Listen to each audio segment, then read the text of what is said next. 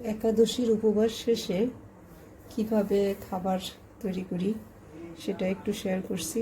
একাদশীর উপবাস তিতির তো পারে না, এছাড়া আমরা চেষ্টা করি ড্রাই ফাস্টিংই করতে।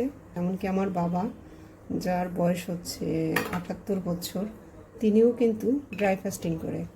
আমন্ডগুলো ছুলে নিলাম, এবার আমি এটা ব্লেন্ড করব। একটু নারকেল কোড়া দিব, এর সাথে দেব হচ্ছে আমি আজ ছানা বানিয়েছি, সেই ছানার একটু জল দিয়ে দিলাম।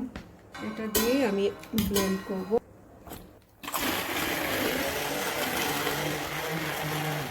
এটার মধ্যে ছানা করেছিলাম সেটার মধ্যেই আমি নিয়ে নিচ্ছি। এটা হচ্ছে সাবুগুলো নিয়ে নিলাম, ভিজিয়ে রাখা সাবু, ব্লেন্ড করা আমন্ড আর হচ্ছে নারকেল, নেব কলা।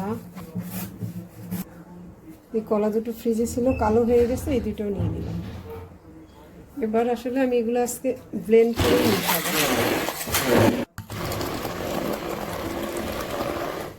একটুখানি ঘি দিয়ে দিই, ঘিটা আমি চামচ দিয়েই মিশিয়ে নিচ্ছি। বাটিতে তুলে নিচ্ছি,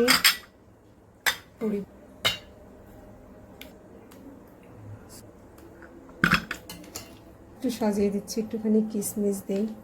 যেহেতু কলা, আমন্ড, নারকেলটাই শুধু মিষ্টি পড়েছে, আর তো কিছু পড়েনি।